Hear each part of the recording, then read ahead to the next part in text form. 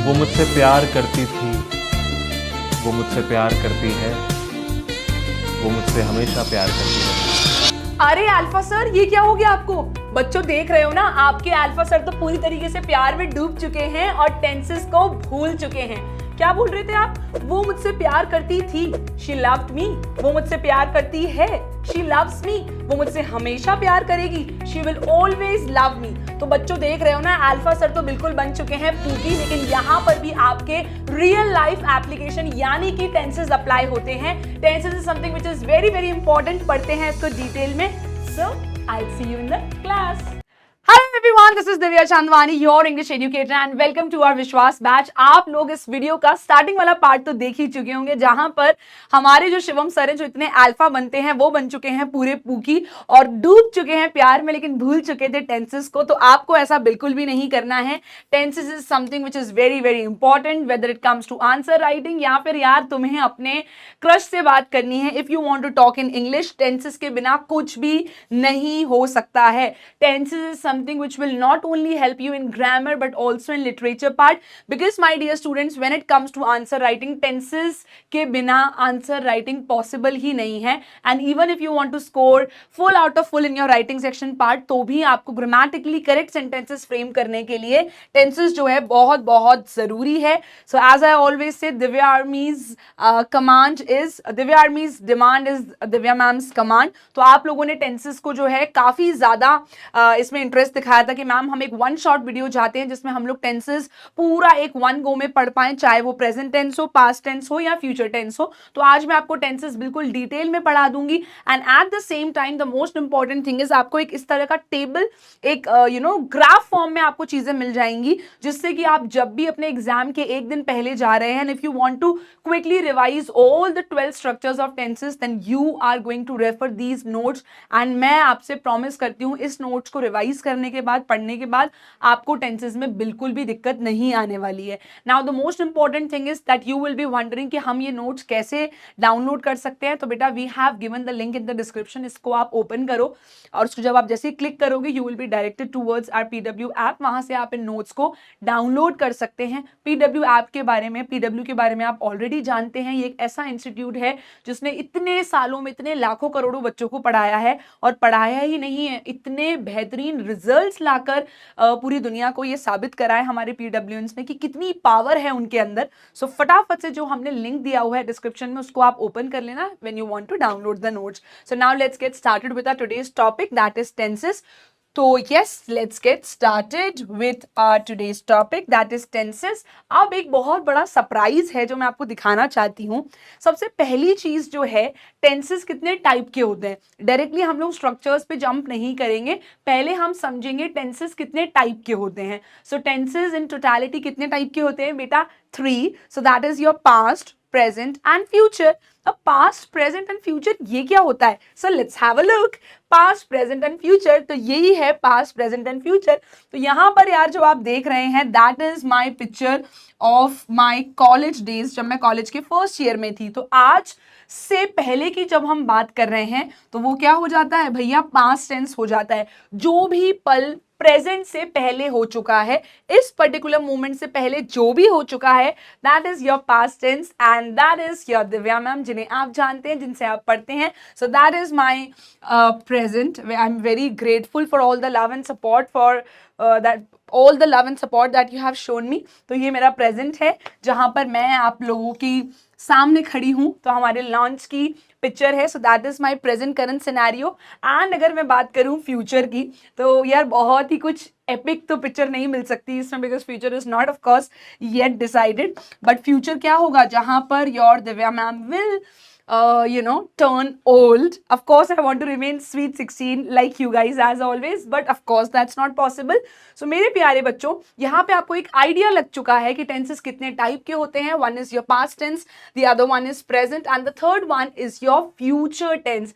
तो बेटा past क्या होता है? Past is basically जो भी present से पहले हो चुका है। So this is your past tense, यानी कि इस पर्टिकुलर मोमेंट से पहले जो भी हो चुका है that is past tense. Now what is present tense? जो अभी चल रहा है या अभी हो रहा हो, रेगुलर जो आपकी लाइफ है उसमें, या फिर एट द मोमेंट वो चल रहा हो, तो उसे हम कहते हैं present tense. And similarly what is future? जो इस प्रेजेंट मोमेंट के बाद जो भी होने वाला है या होगा उसे हम कहते हैं फ्यूचर टेंस। तो ये था basic bifurcation of our tenses. Now the first question that comes to your mind is कि मैम टेंसेस होते क्या है? What do we mean by tenses? ये इंपॉर्टेंट है कि तो मैम पूरी दुनिया बताती है, but we don't know that tenses होते क्या है। तो सबसे पहले समझते हैं टेंसेस का मतलब क्या होता है।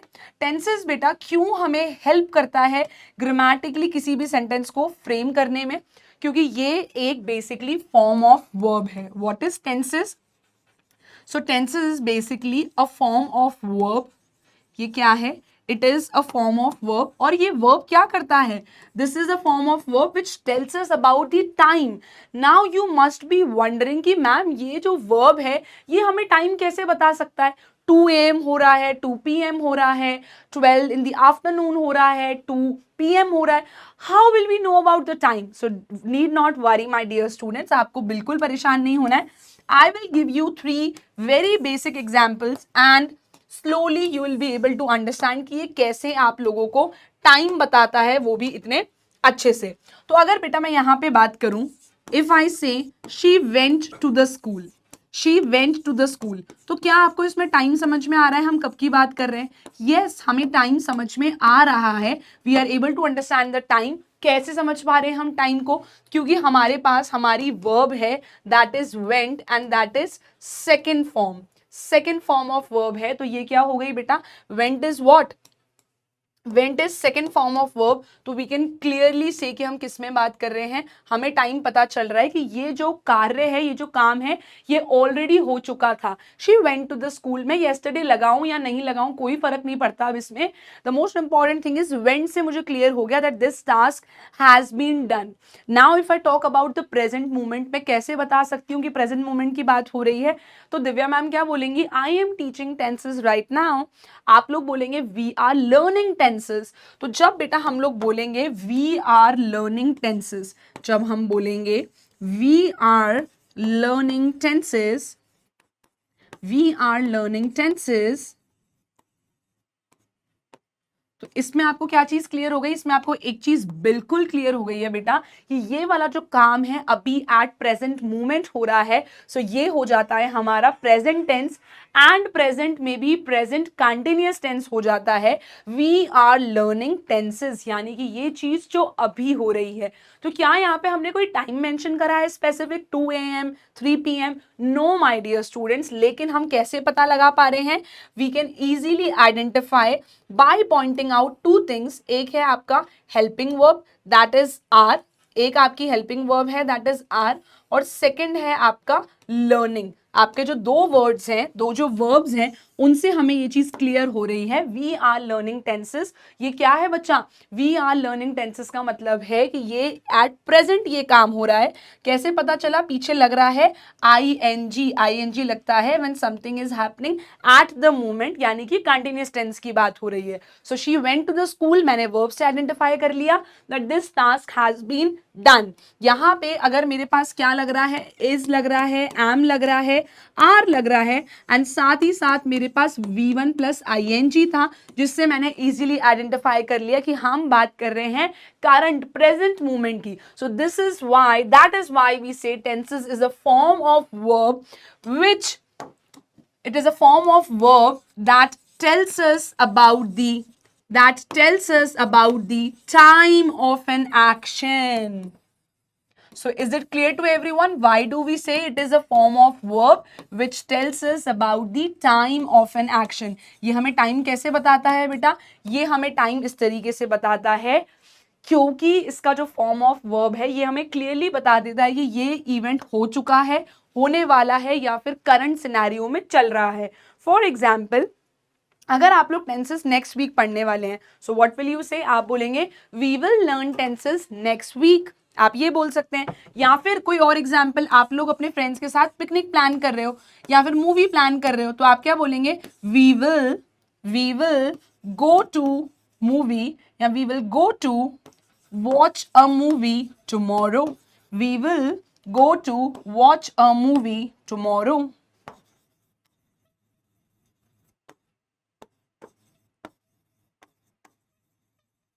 So ये क्या हो गया? How can you identify it as future? क्योंकि यहाँ पे विल लग गया, विल प्लस गो है. So whenever we have will और शैल, जब भी हमारे पास क्या है, विल और शैल है, इन दोनों में से एक कोई है और साथ में वर्ब की फर्स्ट फॉर्म है, तो we can clearly say that we have the time, we have the idea about the time of an action. वो हमें कैसे पता चलता है? तो ये 3 एग्जाम्पल्स आपको ये सारी चीजें जो है क्लियर कर रहे होंगे. She went to the school, we are learning tenses, we will go to watch a movie. So that's why we say that tenses are divided into 3 parts: past, present and future. And that's why we say tenses is a form of verb which tells us about the basic time of that action, and it also tells us about the state of an action. तो ये कैसे बताता है बेटा? ये आपको clear हो गया होगा. Now it's time for us to learn about all these tenses in detail. तो सबसे पहले मैं आपको पढ़ाने वाली हूं आपका present tense, which is further divided into 4 सब कैटेगरीज. सबसे पहले टेंस आता है 3 पार्ट्स में, पास्ट, प्रेजेंट एंड फ्यूचर. अब जो ये तीनों टेंसेस हैं बेटा, इनकी भी सब कैटेगरीज हैं. तो प्रेजेंट टेंस है, ये डिवाइड होता है किसमें? 4 दूसरी कैटेगरीज में, जिसका नाम है इनडेफिनेट टेंस. तो यहाँ पे कंफ्यूज मत होना बेटा, इनडेफिनेट बोल लो या फिर आप इसे सिंपल बोल लो, दोनों एक ही बात है. स्कूल का नाम इसका राहुल है, घर का नाम इसका चिंटू है. सो सिंपल बोलो या इनडेफिनेट बोलो, they both are the same. तो अब हम पहला पढ़ेंगे सिंपल प्रेजेंट टेंस, सेकंड पढ़ेंगे प्रेजेंट कंटीन्यूअस टेंस, थर्ड हम पढ़ेंगे प्रेजेंट परफेक्ट टेंस, फोर्थ हम पढ़ने वाले हैं present perfect continuous tense. So is it clear to all my dear students कि कितने कैटेगरीज में डिवाइड होता है? 4 सब कैटेगरीज में. Let's start with the first one, जिसका नाम है सिंपल प्रेजेंट टेंस. तो बेटा मैं आपको ये टेबल इतने अच्छे से समझाने वाली हूँ और ये टेबल बना के देने वाली हूँ, जिससे आप एग्जाम के 1 दिन पहले 2 दिन पहले भी अगर इसे रिवाइज करना चाहो तो this table will be more than sufficient for all of you. और आपको पता चल जाएगा कि हमें अब क्वेश्चन कैसे सॉल्व करने हैं. So let's get started with our topic my dear students. Start करते हैं. सबसे पहले हम पढ़ने वाले हैं सिंपल प्रेजेंट टेंस. तो सबसे पहले आपके दिमाग में ये क्वेश्चन आता होगा कि मैम सिंपल प्रेजेंट टेंस को हम यूज कब करें? When do we use it? तो उसके लिए भी अपने पास कॉलम है. तो बेटा जब भी आपका कोई हैबिचुअल एक्शन हो, जब भी आपका कोई हैबिचुअल एक्शन हो. अब हैबिचुअल एक्शन क्या होता है? हैबिचुअल एक्शन का मतलब होता है एक ऐसा कार्य जो आप अपनी रोजमर्रा की जिंदगी में लगभग रोज करते हो. अब वो क्या चीज हो सकती है? आप लोग रोज स्कूल जाने के लिए, पढ़ाई करने के लिए 6 बजे के लगभग उठते होंगे. तो आप क्या बोलोगे? मैं अगर आपके लिए बोलूंगी तो व्हाट विल आई से? He wakes up at 6 AM every day. तो ये क्या हुआ? सिंपल प्रेजेंट टेंस लगा दिया. क्यों लगाया? Because this is your habitual action. ये काम आप रोज करते हो. नेक्स्ट मोस्ट इंपॉर्टेंट थिंग, ये कहाँ पे यूज होता है? whenever it is a scientific fact. whenever it is a scientific fact. scientific fact क्या है?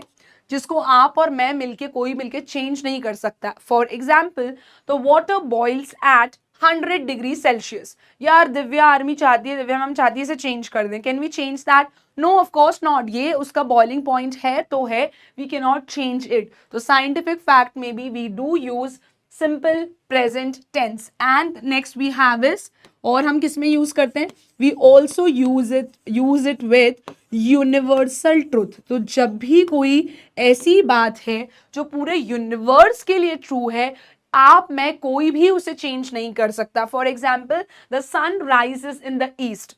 अभी आप इंडिया में हो तो आप बोल रहे हो the sun rises in the east. कल को आप अपनी पढ़ाई के लिए, जॉब के लिए फॉर एग्जाम्पल यूएसए चले गए, तो आप वहां जाके थोड़ी बोलोगे the sun rises in the west. यानी कि बेटा ये एक यूनिवर्सल ट्रूथ है, जहां आप कहीं भी चले जाओ वो चेंज नहीं होने वाला है. It is true for the entire universe. तो इन सभी केसेस में हम लोग यूज करते हैं simple present tense. Now the most important thing that comes is कि यहाँ पे इसका स्ट्रक्चर क्या होगा. तो सबसे इंपॉर्टेंट चीज आपको याद रखनी है कि सबसे इंपॉर्टेंट किसी भी सेंटेंस को फ्रेम करते वक्त होता है उसका subject.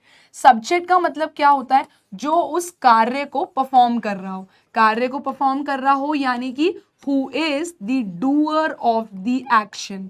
Doer of the action यानी कि जो वो काम कर रहा हो।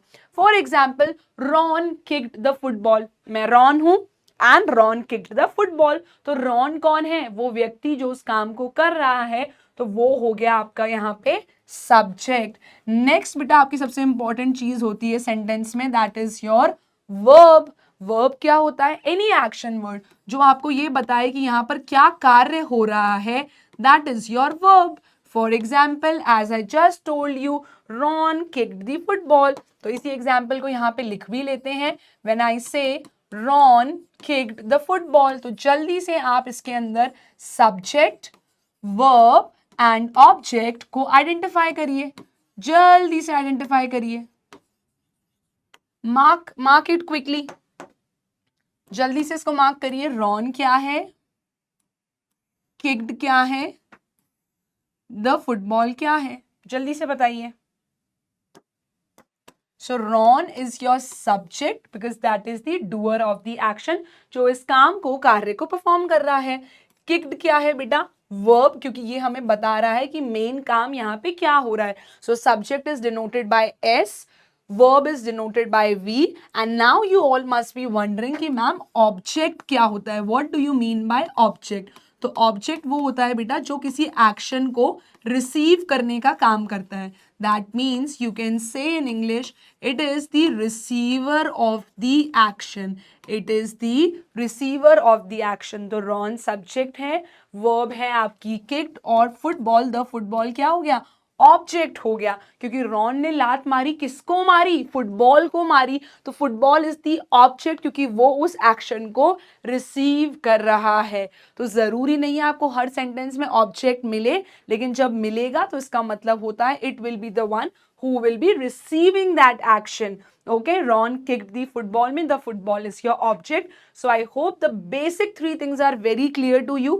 ये tenses में नहीं आती हैं, इससे पहले आती हैं, पहले के बचपन की क्लासेस में आपने पढ़ा हुआ है, बट फिर भी मैंने आपको रिवाइज करवा दिया, so that now whenever I will write S, V and O, तो you will be absolutely clear that S stands for subject, V stands for verb and O stands for object. So start करते हैं बेटा। Simple present tense का structure क्या होता है, सबसे पहले आता है S, then we have V1। V1 का मतलब होता है वर्ब की फर्स्ट फॉर्म। अगर आपका सब्जेक्ट सिंगुलर है तो आप वर्ब भी कैसी इस्तेमाल करेंगे, सिंगुलर, और वर्ब को सिंगुलर बनाने के लिए हम उसके पीछे लगाते हैं एस या फिर ES। मैम कैसे लगाते हैं, वी डोंट नो, कोई बात नहीं, you don't need to worry about anything. अभी मैं आपको यहाँ पे एग्जाम्पल के से समझाऊंगी। So when we use the subject ही क्या है आपका, सिंगुलर सब्जेक्ट है, तो मुझे वर्ब कैसी यूज करनी होगी, सिंगुलर।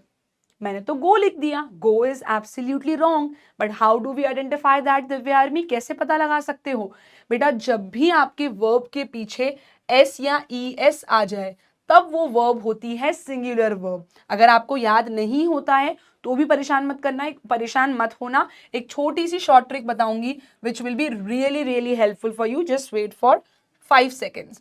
तो यहाँ पे एग्जाम्पल हो जाएगा, he goes to the school, he goes to the school, ये आपका एग्जाम्पल हो गया। अगर आपको ये नहीं लिखना है, आपको बनाना है कोई हैबिचुअल एक्शन का एग्जाम्पल, तो वो बना लेते हैं।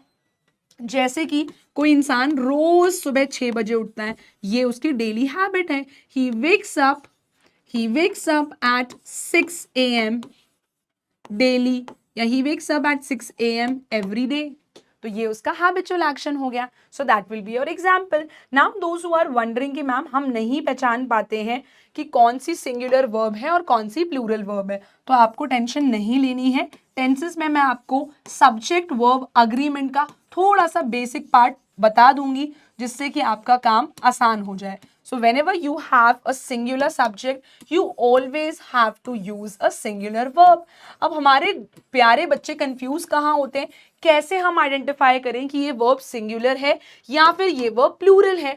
तो बेटा किसी भी वर्ब के पीछे अगर लास्ट में S आ रहा हो, for example plays, for example brushes, for example dances, eats, laughs, plays, jumps, कोई भी ऐसा वर्ड, कोई भी ऐसी वर्ब बेसिकली जिसके लास्ट में आपको क्या दिख रहा हो, S दिख रहा हो, लास्ट में क्या दिख रहा हो, S दिख रहा हो, ES दिख रहा हो, तो ये सब क्या होंगी, सिंगुलर वर्ब होंगी। तो शॉर्ट ट्रिक इज, जिन्हें नहीं याद रहता, S stands for singular verb. तो जब भी आपको लास्ट में S दिख जाए, याद रखिएगा ये वर्ब कैसी है, सिंगुलर वर्ब है। तो अगर आपके पास कभी भी सिंगुलर सब्जेक्ट है तो आप सिंगुलर वर्ब ही यूज करेंगे। सो दैट्स व्हाई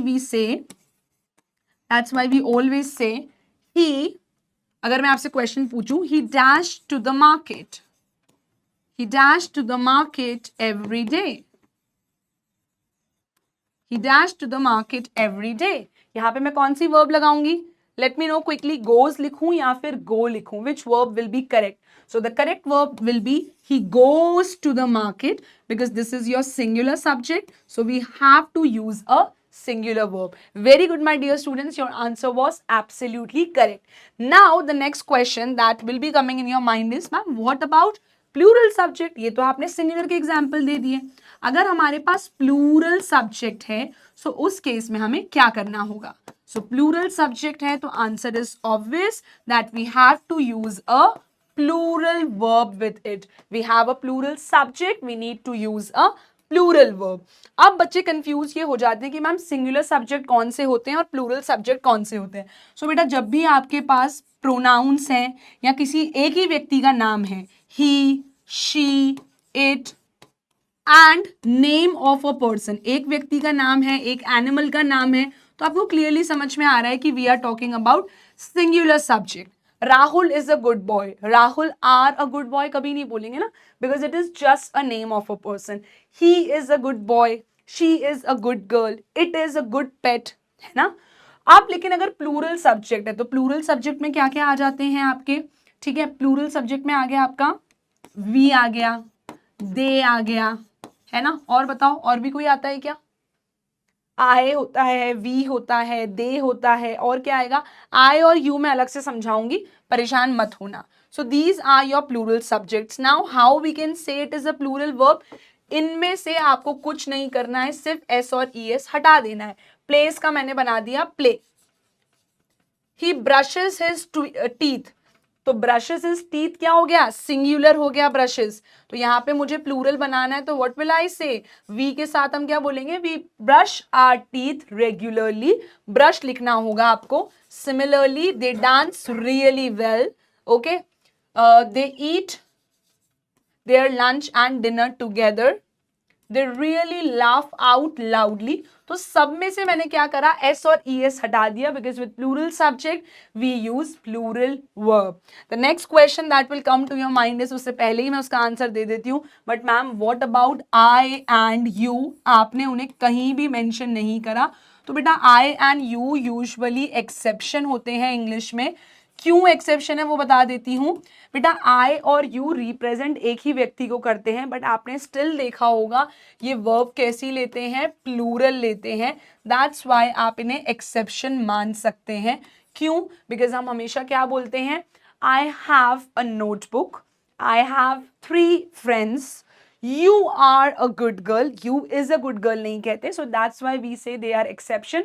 आई यहाँ तो क्या लेगा? या तो एम लेगा, और अगर वो एम नहीं ले रहा है तो वो क्या लेगा? प्लूरल वर्ब लेगा। सिमिलरली यू भी क्या लेता है? Plural verb. तो ये मैंने आपको टेंसेस के बीच में जितना भी पार्ट टेंस में रिक्वायर्ड है सब्जेक्ट वर्ब अग्रीमेंट का, बेटा वो भी बिल्कुल क्लियरली एक्सप्लेन कर दिया है। आप जब भी चाहो इस स्लाइड को रेफर करना, एंड आपका सब्जेक्ट वर्ब अग्रीमेंट का बेसिक पार्ट रिवाइज हो जाएगा। एंड आंसर राइटिंग में ट्रस्ट मी, इसके बाहर से कोई ऐसा रूल नहीं आने वाला जो आपको अप्लाई करना पड़ता हो। So it will be more than sufficient for you.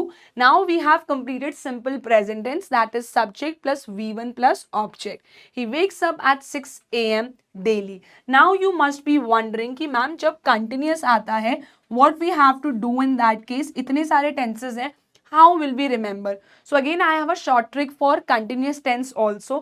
जब भी बेटा आपके पास continuous tense हो, एक वर्ब मैं आपको बता रही हूँ जो आप बिना कुछ देखे सोचे समझे इस्तेमाल कर सकते हैं, that is your V1 plus ING। ये सारे कंटिन्यूअस टेंसेस में अप्लाई होने वाली है, चाहे वो आपका प्रेजेंट कंटिन्यूअस हो, चाहे वो आपका पास्ट कंटिन्यूअस हो, फ्यूचर कंटिन्यूअस हो, या इनफैक्ट परफेक्ट कंटिन्यूअस क्यों ना हो, सब में आप अप्लाई कर सकते हो। And if you don't trust me, don't worry, यहाँ पे मैं आपको अप्लाई करके दिखाती हूँ। सो whenever you frame a sentence, मैंने आपको बताया कि ये 3 चीजें बहुत इंपॉर्टेंट है, that is your subject, verb and object, that is true. लेकिन बेटा इसके साथ साथ मैं आपको एक और चीज बताना चाहती हूँ कि अगर आपको किसी सेंटेंस को फ्रेम करना है, if you want to frame a sentence, तो आपको फ्रेम करते वक्त क्या 4 चीजें हैं जो सबसे ज्यादा इंपॉर्टेंट होती हैं when you have to frame a sentence. So my dear students, if you are framing a sentence, you require S, that is your subject. Then you require HV, which is known as your helping verb. Please don't get confused. Helping verb वो verb होती है जो किसी sentence को frame करने में आपकी मदद करती है. Then we have your main verb. And O you already know. O is nothing but your object. Main verb क्या होती है? Plays, brushes, dances, eats, laughs. है ना, ये सब आपकी मेन वर्ब होती है, बिकॉज ये बता रही हैं मेन कार्य क्या हो रहा है. So because we require subject, हमने सबसे पहले यहाँ पे लिख दिया है that we need subject. Next is helping verb which is required. So इसको प्लीज ध्यान से याद कर लेना. Whenever it is present continuous tense, हमें इन तीनों में से ही कोई एक वर्ब इस्तेमाल करनी होती है. Subject plus is, am, are और next is your main verb. क्या हमें ये याद करने की जरूरत है? जी नहीं, क्योंकि दिव्या मैम हमें पहले ही बता चुकी हैं whenever we have continuous tense only one verb is required and that we already know, that is V1 plus ing. यानी कि दिव्या आर्मी प्रेजेंट कंटिन्यूअस में आपको पता है सब्जेक्ट आएगा, लास्ट में ऑब्जेक्ट आएगा, main verb is V1 ing. One thing that you have to learn is am और are. Very simple. Singular subject के साथ आता है इज, आई के बाद आता है एम, प्लूरल सब्जेक्ट के बाद आता है आर. हम अभी ही पढ़कर आए हैं जिस भी वर्ब के लास्ट में एस आ रहा होगा, जिस भी वर्ब के लास्ट में एस आ रहा होगा, that will be your singular verb and you can see it applies to helping verb also. आप चेक कर लो, मेरे पे ट्रस्ट नहीं हो तो has, is, was, ये सब क्या है? These are all your singular verbs. So whenever a verb ends with s, they all are singular verbs. Now let's see कि हम प्रेजेंट कंटिन्यूअस टेंस इस्तेमाल कहाँ पे करते हैं. प्रेजेंट कंटिन्यूअस टेंस बहुत आसान टेंस होता है, क्योंकि इसका मतलब होता है एक ऐसा टेंस जो आप रेगुलर लाइफ में यूज करते हैं. कैसे यूज करते हैं? मैं आपको भी टेंसेस पढ़ा रही हूँ, तो what will I say? I am teaching tenses to my students. आप लोग मुझसे टेंसेस पढ़ रहे हैं तो आप लोग बोलेंगे we are learning tenses from Divya ma'am. आप लोग इंग्लिश लिटरेचर पढ़ रहे हैं तो आप कुछ उसका नाम ले सकते हैं. वी आर लर्निंग, कोई भी चैप्टर पढ़ रहे हैं, we are studying, we are practicing for a match. तो ये सब क्या है? anything which is happening right now. so इसका मतलब क्या हो गया? the action that is happening, the action that is happening at the moment. at the moment का मतलब क्या हुआ बेटा? जो अभी हो रहा हो. the action that is happening at the moment. the action that is happening at the moment. तो मोमेंट का मतलब समझ गए? जो अभी हो रहा हो कार्य. तो एग्जाम्पल तो आप कुछ भी बना सकते हो खुद से. You can frame any example that you want to. आप क्या लिख सकते हो? खुद से बनाइए कोई एग्जाम्पल. अगर आप लोग टेंसेस पढ़ रहे हो या मैं आपको पढ़ा रही हूँ तो आप लिख सकते हो वैसे ही. We are learning tenses, we are learning tenses right now. तो ये क्या हो गया? आपका प्रेजेंट कंटिन्यूअस का एग्जाम्पल हो गया. क्लियर है? So what do we mean by present continuous tense? Something which is happening right now. So on this note we have completed simple present and present continuous tense. Now let's move towards the next one, that is my dear students your present perfect tense. Present perfect tense का मतलब क्या होता है? It tells us about an action that recently got completed. हो सकता है वो हाल ही में कंप्लीट हुआ हो, जरूरी नहीं है 1 मिनट 2 मिनट पहले या 1 घंटे पहले ही हुआ हो. कभी कभार हाल ही में कंप्लीट होने का मतलब ये भी हो सकता है 1-2 साल पहले हुआ हो या फिर कुछ महीने पहले हुआ हो. बट यूजुअली हम प्रेजेंट परफेक्ट यूज करते हैं an action for an action that recently got completed, that recently got completed. Okay, now let's move towards the structure my dear students. लेकिन उससे पहले आप जल्दी से मुझे बताइए कि आपके अकॉर्डिंग इसका स्ट्रक्चर क्या होगा. What will be your structure? Now you are already aware about two things. तो यहाँ तो यार आप बिल्कुल भी कंफ्यूज मत होना। एक तो मैम हमारा सब्जेक्ट है और एक लास्ट में आने वाला है, that is your object. Now बेटा जैसा मैंने आपको कंटिन्यूस में याद करवाया, कंटिन्यूस में हमेशा आपकी जो वर्ब रहती है that is V1 plus ING। Similarly learn कर लेना, कोई भी टेंस हो जिसके अंदर परफेक्ट आता हो, जिसके अंदर आपको वर्ड दिखता हो परफेक्ट, तो परफेक्ट में याद रखना it will be always third form of verb. Verb की थर्ड फॉर्म आएगी that is V3। So V3 यहाँ पे बेटा आपकी इस्तेमाल होती है in all the perfect tenses. मैं आपको अप्लाई करके दिखाऊंगी तो आप खुद ही क्लियर हो जाएंगे कि मुझे कुछ याद करने की जरूरत नहीं है। So as you know the four things that are very important when we frame a sentence, they are it is subject, helping verb, main verb and object, right? So हमारे पास subject है। now what we require is helping verb। helping verb क्या होगी, आप use करिएगा either has और have। उसके बाद आती है आपकी मेन वर्ब। मेन वर्ब मैंने लिख दी वर्ब की third form, and then object. Again मुझे प्रेजेंट परफेक्ट में सिर्फ एक चीज याद करनी है, वो है मेरी हेल्पिंग वर्ब, कि मुझे हैज या हैव में से कुछ एक इस्तेमाल करना है।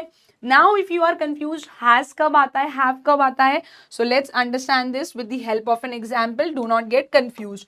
यहाँ पे क्या होगा बेटा, अगर मैं बोलूं he तो उसके साथ क्या आएगा has, क्योंकि he singular subject है, we will use a singular verb with it, so we will say he has completed his project। he has completed his project, तो ही के साथ मैंने हैज लगाया, लेकिन अगर ही से ज्यादा, एक से ज्यादा बच्चे होते तो मैं क्या बोलती, they have completed their project, क्योंकि दे है प्लूरल तो उसके साथ क्या आएगा प्लूरल वर्ब, और ये हम लोग ऑलरेडी पढ़कर आए that they takes plural verb. Clear है? whenever a verb ends with s और लास्ट में जब भी SES आ रहा है, ये सब क्या होती हैं, singular verbs होती हैं। So I hope my dear students that is clear to everyone. So we have completed present perfect tense. Now the next one is present perfect continuous tense. Present perfect continuous tense क्या होता है बेटा? Present perfect continuous का मतलब होता है एक कोई काम जो शुरू कब हुआ हो, पास्ट में शुरू हो गया हो। ठीक है? That means something it started in past, it started in past but it is still continuing। ये अभी भी क्या हो रहा है, चल रहा है। it is continuing in present also। ठीक है, अब समझते हैं कैसे चलेगा प्रेजेंट में, पास्ट में कैसे चालू हुआ। दिस इज वेरी कंफ्यूजिंग, तो समझते हैं। प्रेजेंट परफेक्ट कंटिन्यूअस मैं आपको एक एग्जांपल से समझाती हूँ।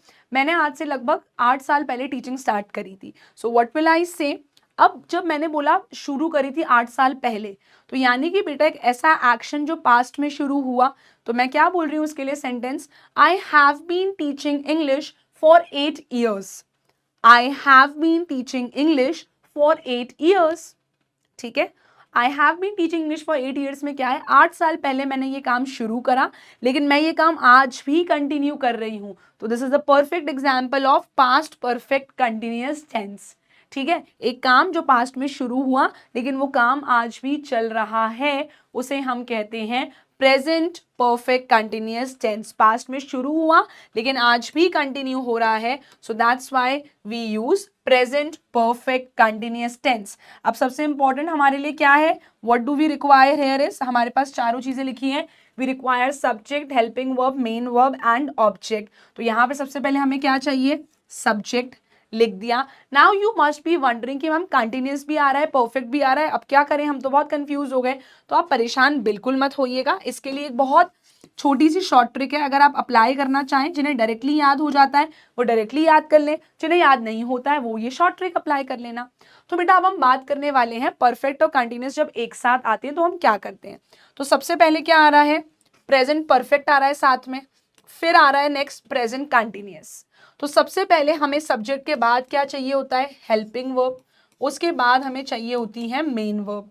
तो क्यों ना जो पहले आ रहा है उससे हम हेल्पिंग वर्ब उधार ले लें, जो कि है प्रेजेंट परफेक्ट। अरे प्रेजेंट परफेक्ट भैया हमें अपनी हेल्पिंग वर्ब उधार दे दोगे? जी दे देंगे, प्लीज दे दो। क्या आता है आपके अंदर, हैज और have. So let's take has और हैव फ्रॉम प्रेजेंट परफेक्ट, क्योंकि ये यहाँ पर भी सबसे पहले आ रहा है, बोरो कर लिया। इसके बाद मुझे मेन वर्ब चाहिए। अरे प्रेजेंट कंटिन्यूअस भैया, हमें अपनी मेन वर्ब दे दोगे? हमें तो याद है कंटिन्यूअस, देखें कहीं भी और ठोकें ताली और लगा दीजिए V1 प्लस ing। तो मैंने लगा दिया। And we know has have V1 ing plus object.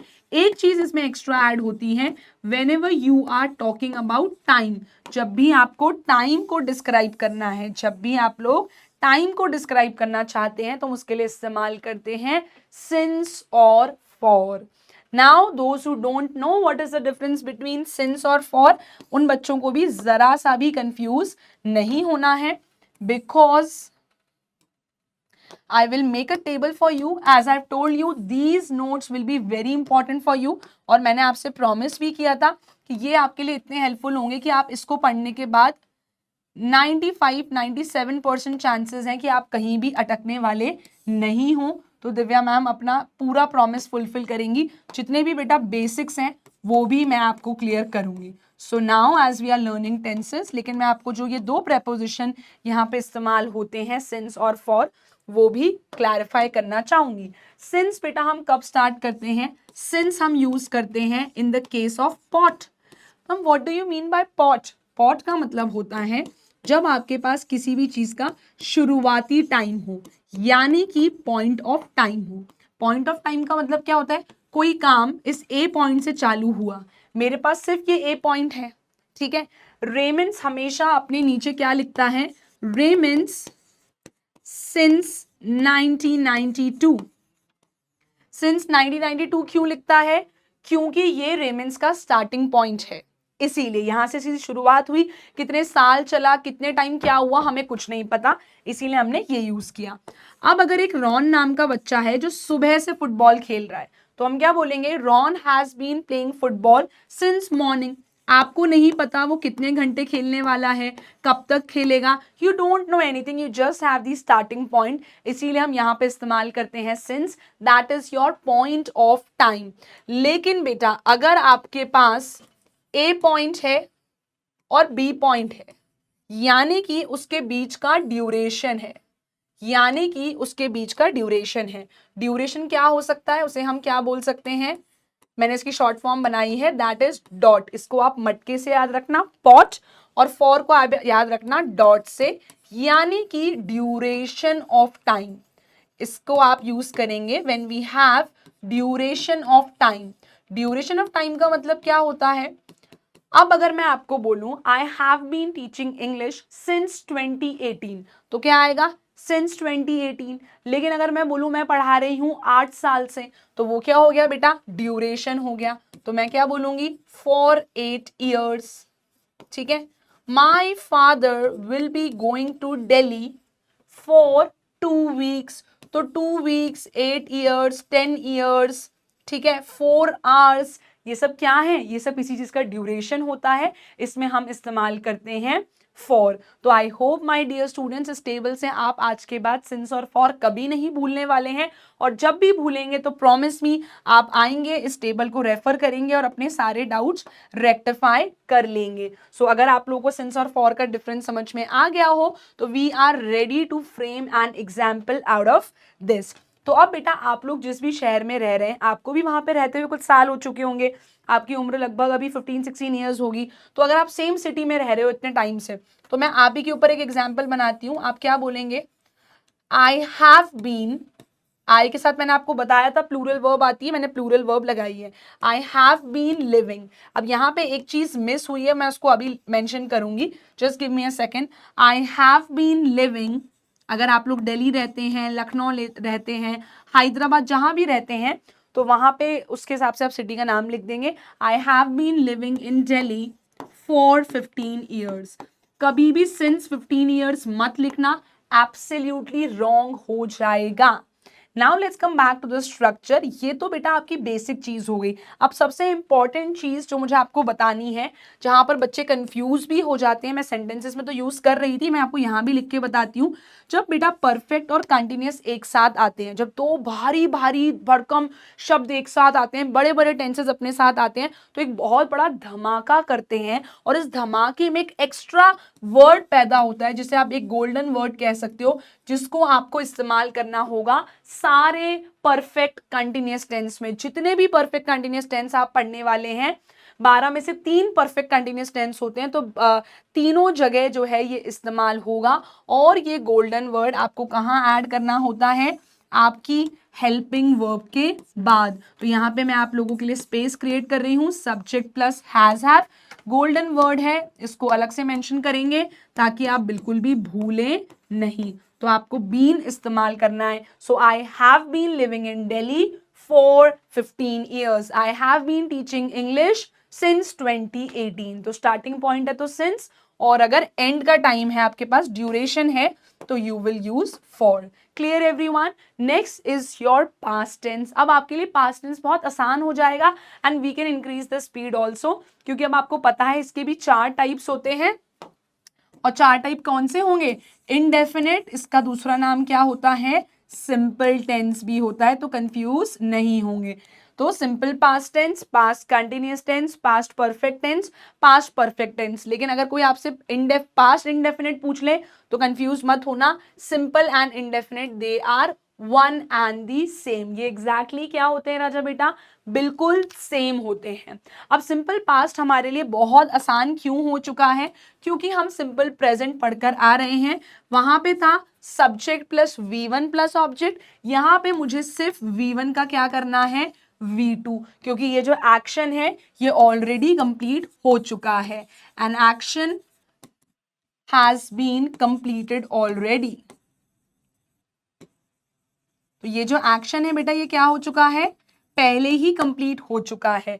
वहां हमने कहा था he wakes up at 6 AM, तो यहां पर हो जाएगा वेक का सेकंड फॉर्म वोक। वहां मैंने आपको कहा था he goes to the market every day, यहां पे हो जाएगा he went to the market yesterday.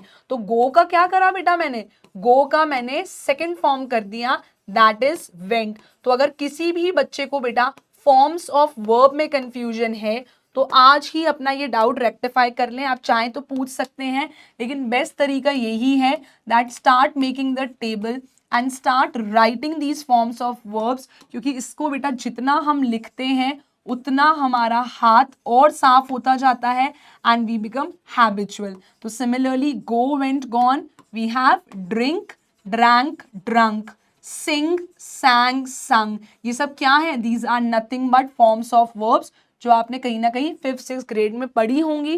But अगर आप भूल गए हो तो it's okay, but the best way is कि आप इसको रिवाइज कर लो ताकि आप कभी भी टेंसेस में या आंसर राइटिंग में ना फंसो। तो जो बच्चे हमसे कहते हैं कि मैम हमें आंसर राइटिंग में दिक्कत आती है, बेटा अगर आपने ये लेक्चर देख लिया और इसे अपनी रियल लाइफ में अप्लाई कर लिया, प्लीज ट्रस्ट मी, इसके बाहर से कुछ भी नहीं आने वाला है। सो पास्ट कंटिन्यूअस की तरफ मूव करने से पहले I would love to ask you, simple past clear है, subject plus V2 plus object. Now the next thing is past continuous. बेटा पास्ट कंटिन्यूअस में हमें क्या चाहिए? सब्जेक्ट, उसके बाद मुझे चाहिए हेल्पिंग वर्ब। प्रेजेंट कंटिन्यूअस में मैंने इज एम आर लगाया था, लेकिन याद करना ये है पास्ट, तो यहाँ पे एक चीज चेंज हो जाएगी, instead of is am are यहाँ हो जाएगा वॉज वर, यहाँ हो जाएगा वॉज वर। नेक्स्ट बेटा आएगा आपका कंटिन्यूअस टेंस है, तो कंटिन्यूअस टेंस में मैंने आपको ऑलरेडी बताया है, बिना सोचे समझे आप लगा सकते हैं V1 प्लस ING। तो ये जो है कॉन्सेप्ट आपकी बहुत हेल्प करने वाला है। V1 ING हर कंटिन्यूअस टेंस में इस्तेमाल होता है। और पास्ट कंटिन्यूअस का मतलब क्या होता है? Again an action that started in past and continued for some time in past only। कोई काम जो पास्ट में शुरू हुआ और पास्ट में ही कुछ देर तक चलता भी रहा, कंटिन्यू भी हुआ। an action that started in past, an action that started in past and continued in past only। और क्या हुआ? कंटिन्यूअस है तो and continued in past, past में वो कंटिन्यू भी होता रहा। ठीक है, तो यहाँ पे आप बनाइए अपने हिसाब से एग्जाम्पल जो भी आप बनाना चाहते हैं। ठीक है, he was practising for his match, वो अपनी मैच के लिए क्या कर रहा था? प्रैक्टिस कर रहा था। ठीक है, तो ये आपका एग्जाम्पल हो गया, है ना? कुछ भी बना सकते हो। When I went to his house, he was washing the dishes। Dishes धोने को हम इंग्लिश में बोलते हैं he was washing the dishes, बर्तन धोने को बोलते हैं। तो आप कुछ भी बना सकते हो। अगर मैंने कल जो टॉपिक पढ़ाया मुझे बनाना हो, आपने जो पढ़ा हो वो बना सकते हो। शी वॉज practicing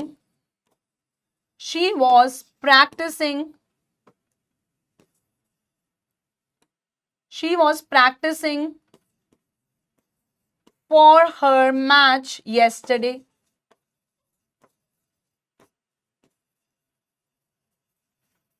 कल क्या कर रही थी? वो अपने मैच के लिए प्रैक्टिस कर रही थी।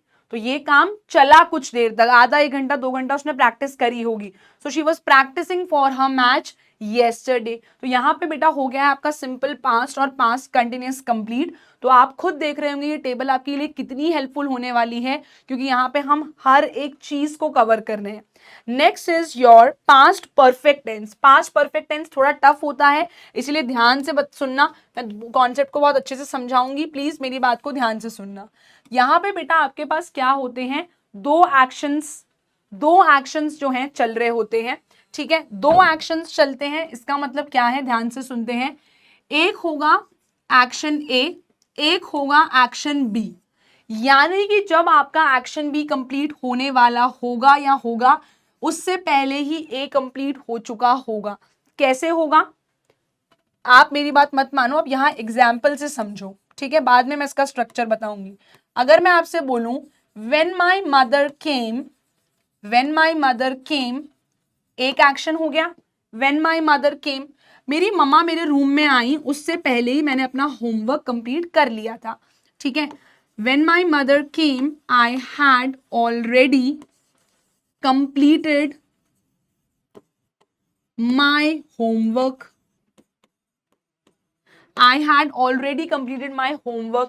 तो यानी कि when my mother came दूसरा एक्शन हुआ, उससे पहले ही मैं अपना होमवर्क कंप्लीट कर चुकी थी। तो बेटा यहाँ पे जुगलबंदी चलती है 2 टेंसेस की, तो याद रखना बहुत इंपॉर्टेंट है। इससे काफी सवाल भी आते हैं अगर आप ग्रामर के पॉइंट ऑफ व्यू से बात करो तो यहाँ पे कॉम्बिनेशन चलता है सिंपल पास्ट और पास्ट परफेक्ट का। हो सकता है सिंपल पास्ट पीछे आ जाए, पास्ट परफेक्ट आगे आ जाए, आगे पीछे हो सकते हैं, लेकिन बहुत बार इनकी जुगलबंदी चलती है। For example when the doctor arrived the patient had already died. जब डॉक्टर साहब आए उससे पहले ही पेशेंट की मृत्यु हो चुकी थी। तो पास्ट परफेक्ट में आपको क्या देखने को मिलेंगे? You will see 2 actions which will take place. इसका स्ट्रक्चर क्या है? बहुत आसान है। सब्जेक्ट, वहां पे हम इस्तेमाल करते थे प्रेजेंट परफेक्ट में हैज और हैव। यहाँ पे जी आपको करना है हैड, और परफेक्ट आ रहा है तो मैम बता चुकी हैं बिना सोचे समझे लगाइए वर्ब की 3rd फॉर्म। बल्ले बल्ले, बहुत आसान हो गया। कंटिन्यूअस में आईएनजी और परफेक्ट में V3। अब भैया इसका यूसेज क्या होता है? पास्ट परफेक्ट का मतलब होता है one action will take place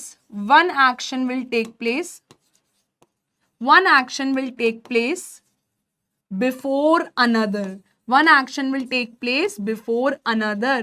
दूसरे के होने से पहले ये एक्शन कंप्लीट हो चुका होगा, ठीक है। When we reached the station, the train had already left। मैंने आपको एक नहीं बेटा 3 एग्जाम्पल करा दिए पास्ट परफेक्ट के। Now let's talk about past perfect continuous tense. बिल्कुल सिमिलर चलेगा प्रेजेंट परफेक्ट कंटिन्यूअस की तरह। सब्जेक्ट वहां हमने यूज करा था हैज हैव, उसको हटा दो। पास्ट में चलता है हैड। 2 बड़े टेंसेस साथ में आ रहे हैं, परफेक्ट और कंटिन्यूअस, तो क्या लाते हैं अपने साथ? हम पढ़ चुके हैं, ये लाते हैं बीन। गोल्डन वर्ड ऐड होता है, कर दिया ऐड, ठीक है। बाकी main verb as it is, V1 ING, object as it is, since और फॉर एज इट इज। तो मैम चेंज क्या करना है प्रेजेंट और पास्ट में? सिर्फ हैड, दैट्स इट। और कोई चेंज मैंने नहीं करा। कोई एक्शन जो पास्ट में शुरू हुआ, पास्ट में कुछ देर कंटिन्यू हो और फिर पास्ट में ही खत्म हुआ हो, जब एक दूसरे एक्शन ने उसे डिस्टर्ब किया हो, उसमें हम यूज करते हैं पास्ट परफेक्ट कंटिन्यूअस टेंस। अब आप चाहो तो आप कोई भी एग्जाम्पल बना सकते हो, आप बना लो। he had been, बनाइए आगे ही के साथ। अब इसमें बेस्ट चीज है ही हो दे हो, सबके साथ क्या आता है? हैड ही आता है, ठीक है। he had been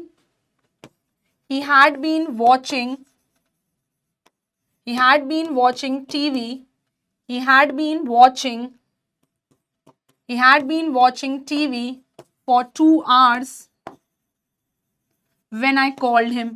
जब मैंने उसे फोन किया तब उसे टीवी देखते हुए 2 घंटे हो चुके थे। आप कुछ भी बेटा एग्जाम्पल बना सकते हो। The main important point is कि आपको अपने ग्रामेटिकली सेंटेंसेस को करेक्ट रखना होगा by following the right structures. Now we have the last type of tense on our screen, that is our future tense. ये भी बेटा अगेन 4 सब कैटेगरीज में डिवाइड होता है।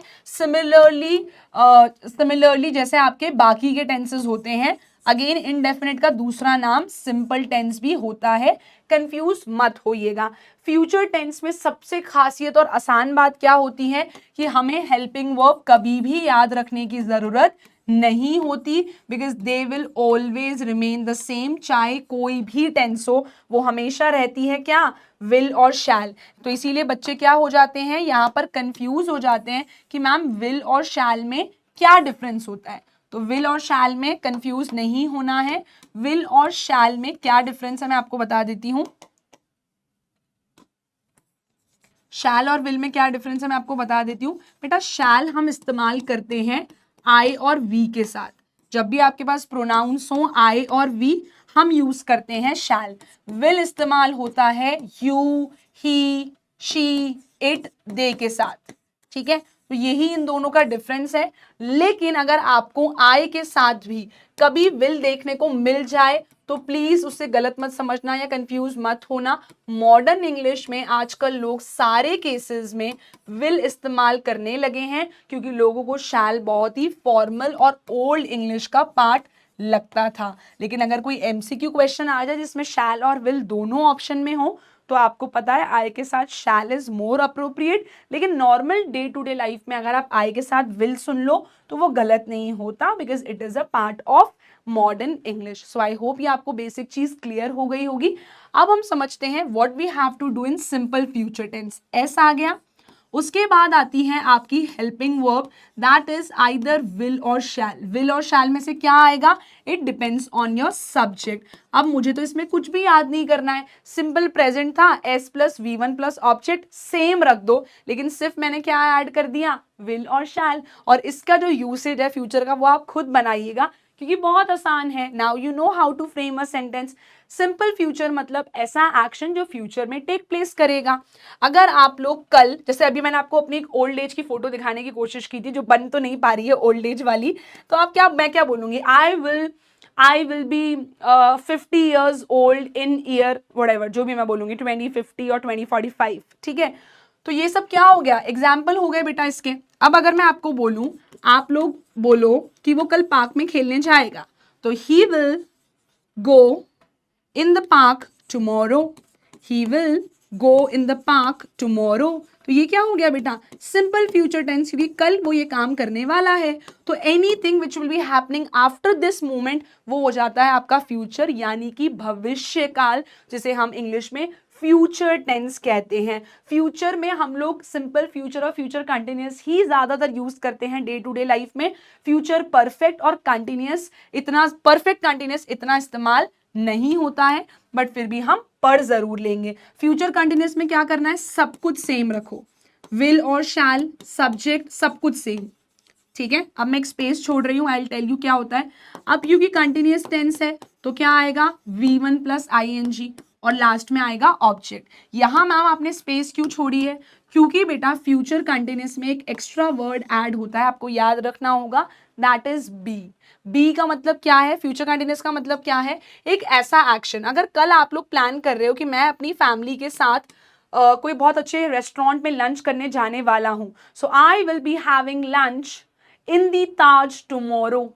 तो क्या हो गया, आप प्लान कर रहे हो और ये एक्शन कल होने वाला है और कुछ देर के लिए कंटिन्यू होगा, तो आप क्या बोलेंगे, आई will be having lunch with my family tomorrow, I will be having lunch with my family tomorrow।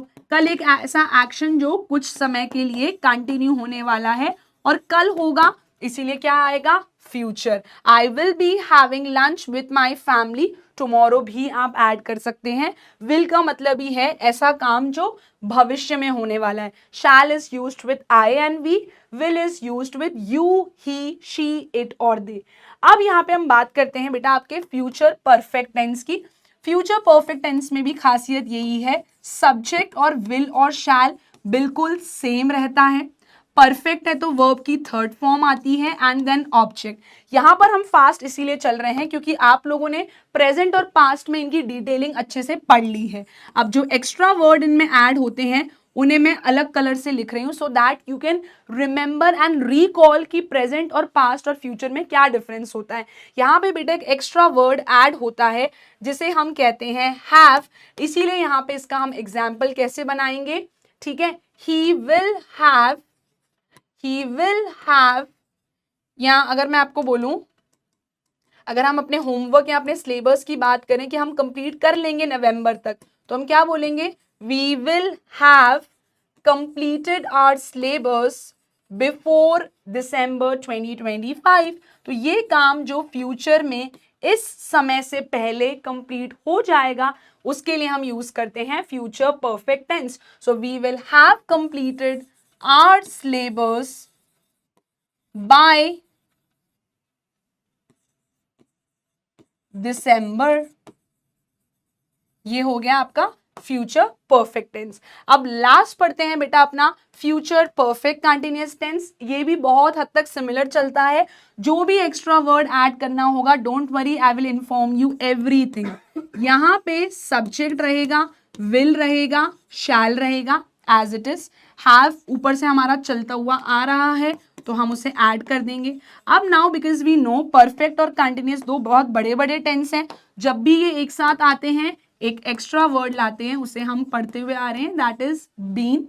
और कंटिन्यूअस हो चाहे परफेक्ट कंटिन्यूअस हो, V1 ing remains the same, चाहे वो आपका प्रेजेंट कंटिन्यूअस हो, प्रेजेंट परफेक्ट कंटिन्यूअस हो, पास्ट कंटिन्यूअस हो, फ्यूचर कंटिन्यूअस हो या फिर फ्यूचर परफेक्ट कंटिन्यूअस ही क्यों ना हो बेटा, V1 ing remains the same. And last example that we have for today is from our future perfect continuous tense. इसको आप कोशिश करिए कि आप खुद से बनाएंगे. It is very easy. I can give you an example. For example, we will have been climbing or we will have been doing mountaineering for 5 years by the end of December 2025. यानी कि हमें ये काम करते करते इस दिसंबर के and में 5 साल हो चुके होंगे. मुझे इस मार्च में या इस दिसंबर में पढ़ाते पढ़ाते 8.5 साल हो चुके होंगे.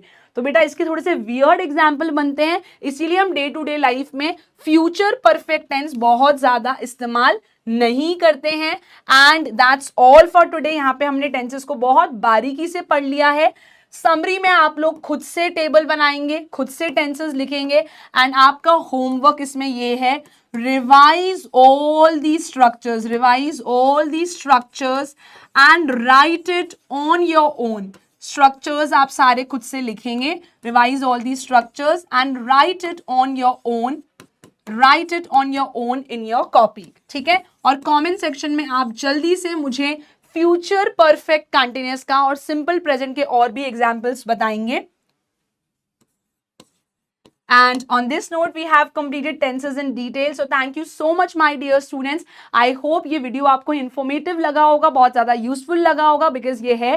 तो जल्दी से comment section में बताइए, did you find this video helpful? And do let me know one example of simple present tense and one example of future perfect continuous tense. तो एक इजी टेंस दिया है, एक टफ टेंस दिया है. So thank you so much. Keep showering your love and support. I will see you all in the next video. Divya ma'am is signing off. जय हिंद.